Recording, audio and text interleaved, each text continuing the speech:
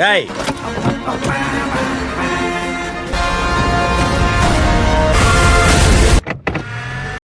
Hello hi guys, welcome back to my channel. ఇవాళ మన movie review వచ్చేసి parking. మరి ఇంకెందుకు ఆలస్యం, ఆ రివ్యూలో కలుపుదాం.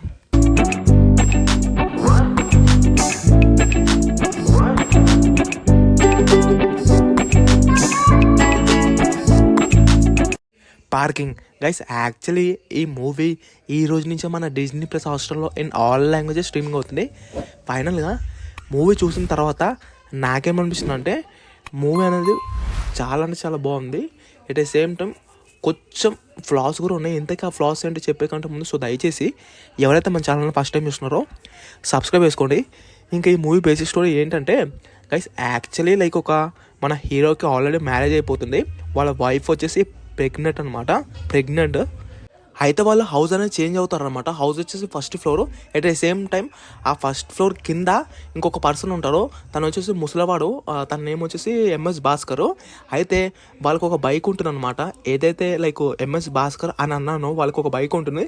వీళ్ళ వైఫ్ ప్రెగ్నెంట్ కాబట్టి ప్రతిసారి తిరగాలంటే కష్టమవుతుందని తన కోసం కార్ అనుకుంటారు.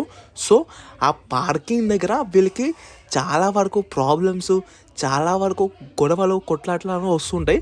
మరి చివరికి సాల్వ్ అయ్యిందా లేదా ఇవన్నీ తెలియాలనుకుంటే తప్పకుండా చూడాలి. మన మూవీ వచ్చేసి ఫస్ట్ ఆఫ్ ఆల్ నాకు ఈ మూవీలో స్టోరీ అంటే చాలా కొత్తగా అనిపించింది. అట్ ద సేమ్ టైం ప్రతి ఒక్క ఇంట్లో జరిగే స్టోరీ అన్నమాట. లైక్ ఎవరి ఇంట్లో చూసుకున్నా లైక్ పార్కింగ్ సరిగ్గా ఉండదు. 2 బైక్స్ 2 కార్స్, ఒక కార్ లేకపోతే 3 బైక్స్ అలా ఉంటాయి. ఎవరికైనా సేమ్ ఇష్యూ ఉంటుంది.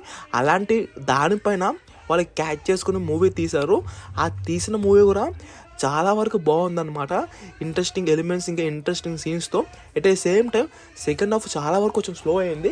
ఆ స్లో లేకుండా అన్వాంటెడ్ సీన్స్ లాంటివి ఏం లేకుండా మూవీ ఫాస్ట్గా కంప్లీట్ చేస్తే బాగుండేదేమో అన్నట్టు అనిపించింది. అంత మించి లేదు. ఇంకా ఫైనల్గా తప్పకుండా చూడండి. ఎవరైనా మూవీ వాచ్ చేయాలనుకుంటే తప్పకుండా చూడండి.